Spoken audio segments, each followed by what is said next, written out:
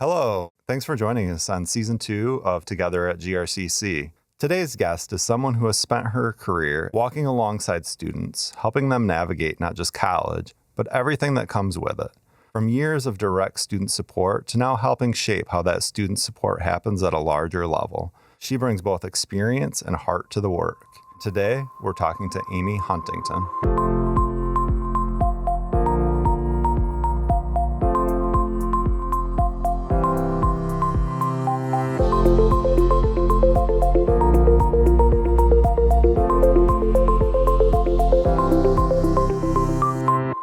Hi, Amy. Welcome to Together at GRCC. Thank you.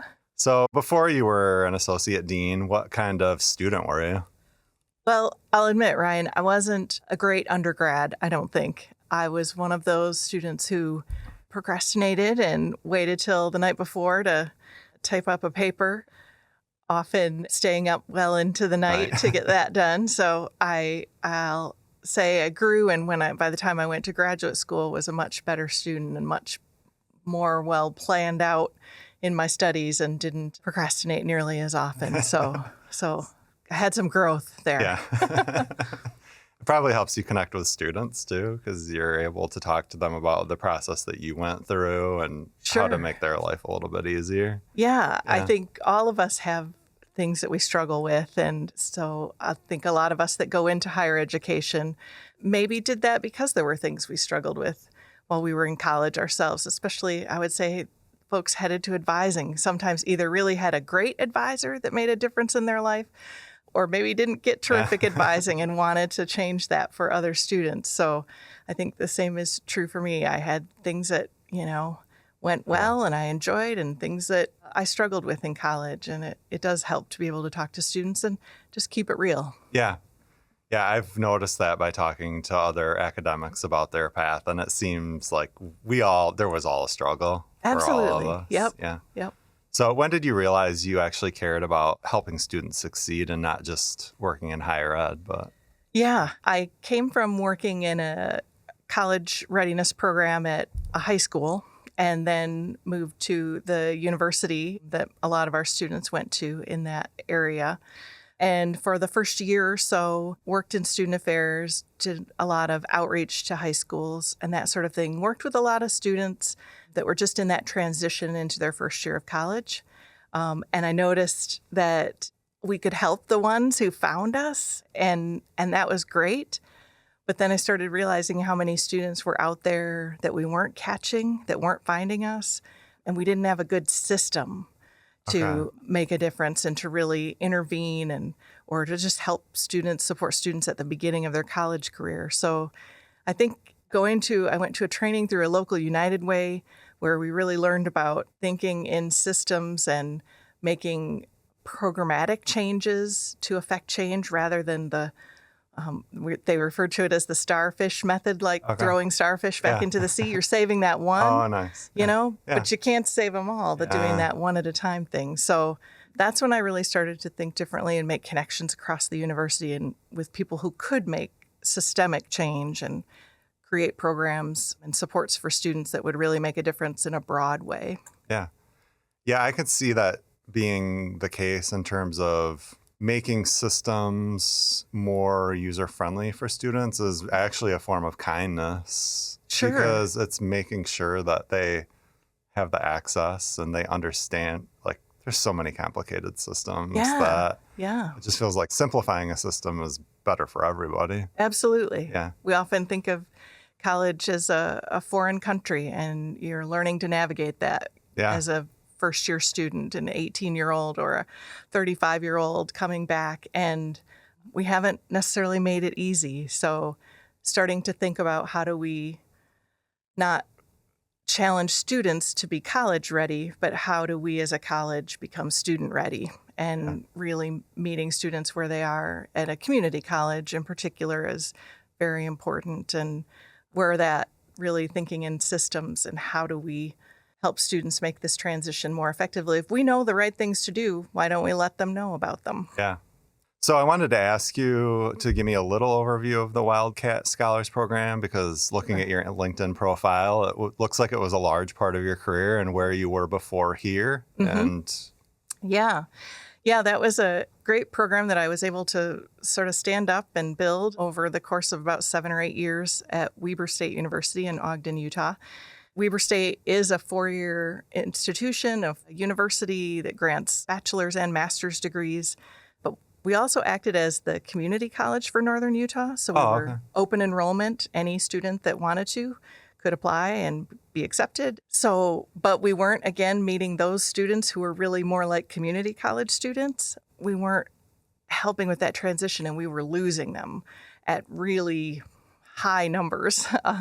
So we wrote for a grant and got it and created small learning communities of Wildcat Scholars who Okay. the only real qualification was to have placements in both developmental math and developmental English. And then we put them not in remedial classes, but accelerated classes, but very small and pretty intensive English and math preparation classes to get them, by the end of their first year, really right in line with where their peers were in terms of being ready for general education, their major classes, just kind of ready to fly at the end of that first year. So it was terrific to have the support of a federal grant to do that. They give you a lot of money. We could train Nice. people. We could provide programs and experiences for students that helped them feel like they belonged at college. So it wasn't just about classes, but a chance to build a community with their fellow scholars. The groups were small. They were 20 students, and they would go to 3 or 4 classes together. Okay. So almost kind of like back in elementary where Yeah. you traveled with your group of students. That's how the Wildcat Scholars did. And including through the pandemic, we were some of the only folks on campus during that time. So almost every student you saw, if you were walking by, was a Wildcat Scholar. We sat in big lecture halls and spread out seats, but we managed to keep in-person classes, and that was really important to them. It made a difference for those students, and still really building that community with their fellow students and their instructors. They became really close with their instructors and felt that they cared about them. And I just think it really set them up for success. Yeah, that sounds like a great program. Yeah. Yeah. What did it teach you about students that most people don't see? I think there's often a belief that college isn't for everyone, and maybe some students, shouldn't go to college. And I think looking at Wildcat Scholars, we just had a really diverse group of students from right out of high school, maybe hadn't been in the country that long, so still learning English. We had adult learners who, some of whom came back, had 3 or 4 kids at home and were trying to start a new career. And I think a lot of people would have really imposed limitations on what they could do. And what I saw folks do and accomplish with just the little helping support in that first year from our program was amazing. So I think just reinforcing that transformational power of higher education, and that if students have the right supports, they can really do whatever they want. It's interesting to see a program like that that's geared that way, and then the success Yes. that comes from it is, yeah. Yep. What changes from when you go to helping individual students to being responsible for systems that Yeah. affect thousands of people? Yeah, I really enjoy working directly with students, so that's been a change in coming to GRCC. I don't get to do that as often. Except occasionally helping lost students as I'm walking around campus, so still one of my favorite things to do. But I think being forced to kind of step back and look at how we're doing things like providing advising, providing career exploration and career services supports, our counseling and well-being services, and really thinking about that from a college-wide perspective, how we interact with other departments, with classroom faculty, with other staff on campus. It means being in a lot of meetings, but I think mostly that's a good thing in that I get to find out what's going on, where we can make changes that make a difference for students, where we can input valuable insight into the process. Advisors have just a wealth of knowledge about how students progress through GRCC, and being able to represent them and provide that input when things are changing is, I've noticed, just a really important piece of being an administrator. Yeah, and you've been here just a little over a year, about Not quite a year. not quite a year. Yeah. So I mean, understanding the systems before, you start to make those changes, and Yeah. I think that's why being a part of all those bigger things is so important for you too. Yeah. Yeah. At GRCC, what does good advising actually look like when it's working? We try to say we're focused on a holistic advising approach, and really what that means is looking at the student in front of you and addressing whatever their need is. So they might have made an appointment around course scheduling, but they may show up and you find out they're really struggling with learning how to study in college. They haven't figured out the setting aside time outside of class to do the readings or homework. They might not know how to connect with their professor. That's different than, high school where they were always in the same place. I knew a student once who went back to their classroom, their English classroom, because they thought that's where their English professor would be. Yeah. And, that's logical. Makes sense. Yeah. Yep. That's That's how it was for 12 years. Yeah. So I think that's a lot of what advisors do, is really meeting the student right where they are with whatever the current need is, which may not be what they expected, and then helping talk them through that. A lot of times it's a referral to another area. It might be getting them connected with financial aid or the registrar's office if they've transferred in and, not sure the credits are coming over exactly right. Or they are planning to transfer out and we've sent them away with some homework to try to figure some things out so we can help them plan their courses at GRCC. So it's pretty broad what good advising is and varies every day. Yeah, it almost seems like maybe you don't have all the answers, but you need to know where the answers are. Yes. So you can direct students to those particular locations. Yep. Yeah. Yep. I think they come close to knowing all the answers, but yes. It's a hard thing to do in a moving system. Definitely. Yeah. And we've got great partners in lots of places, and we're grateful for that. That's wonderful. What's one thing students wish we understood about them? I think our students have really complex lives outside of the college. And I think we say that sometimes, but we maybe aren't really taking it to heart and really understanding what that means. They may be caring for children or siblings or other relatives. They probably have a job. They may have more than one job. They may have challenges in transportation and getting here. And all of it makes it just not as simple as saying you got to show up to class every day and you have to do this reading before the next class. Not that we should change our expectations or lower our standards at all, but I think the professors and the faculty and advisors and counselors that really recognize and understand a student and just say that to them. I see all that you're juggling, and I'm really glad you're here today. Glad you're in class. I'm glad you showed up to this appointment. Really appreciating what they're doing to get here and committed to their education too. Maybe we could share a little more praise with them around those things and just recognize the effort it took to do that. Yeah, I think you're right, because a lot of times we think about the academic work that goes involved and what it takes to do that, but just to get to that academic work. Yes. Yep. Is another job in of itself. It is. Yeah. It is for a lot of our students. Yeah. What's one thing staff could do differently tomorrow that would make a real impact?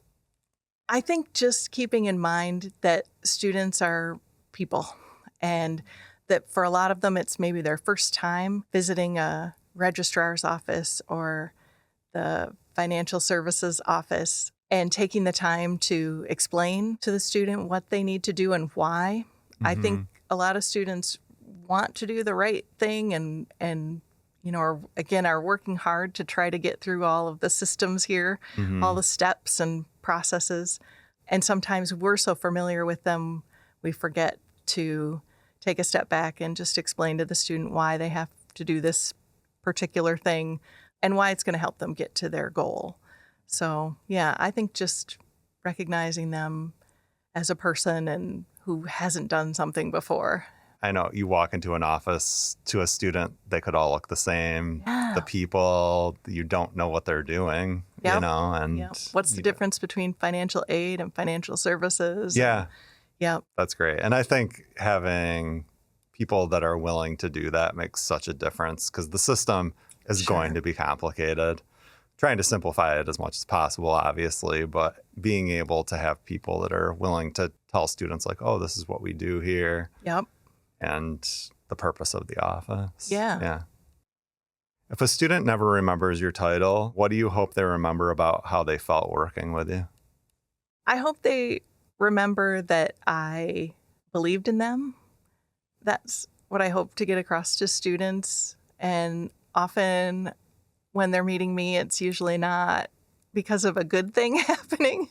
So there's some sort of trouble or barrier that they've encountered and they've landed in my office. And I always just want students to know that I believe they can do what they're trying to do, whether that's, finish a certificate or a degree, get ready to transfer to a university. I hope they feel like they've met one person and probably lots of folks who believes in them and believes that they can get through whatever the moment is right then and overcome that barrier to get to their goal. Yeah, and I can say I went here, a long time ago, but I had that. Like I had people that were kind of wrapped their arms around me and pulled me forward. So it was a great experience. So I can speak from that side too, knowing that I wouldn't have made it without the people who helped me. Yep. Yeah. Yeah. And I run into people almost daily who are doing that for our students, right? Yeah. Who are really advocating for them and, making 5 or 6 calls to try to resolve something for the students so they can keep going. I see it almost every day. Yeah. Yeah. Yeah. There's a lot of caring people on this campus. Yep. Yeah. So something fun. What do you do for fun outside of work? I think my colleagues would tell you I'm pretty regularly at the gym across the way. I try to get there after work almost every day. Nice. I'm still rehabbing from getting 2 new knees in the last year. So that's going well. And I just feel better if I can get to the gym. Plus it makes me leave my desk. So that's a good thing.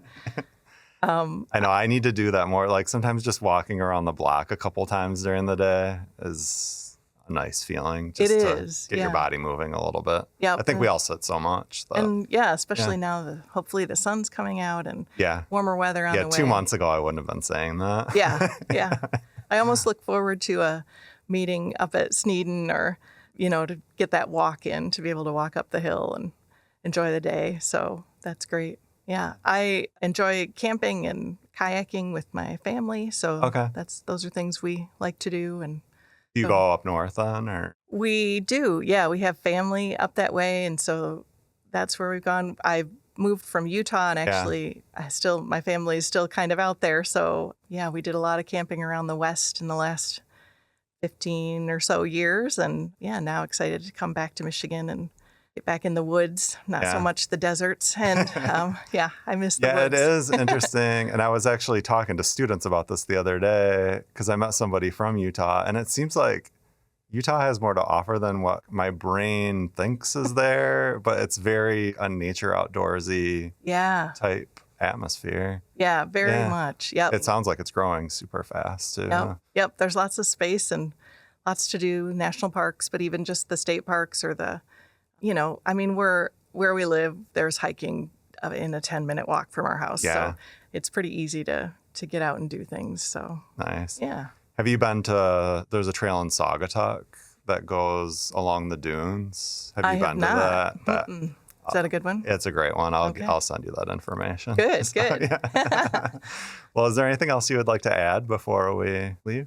Well, I'd just say that I've just really enjoyed my first year here at GRCC. The people are terrific. I'm very glad to be here. Community college, open access institutions. This is where I think higher education really makes that transformational change in people's lives. And so it feels a pleasure to be able to be a part of that. And I'm just, really grateful to be here.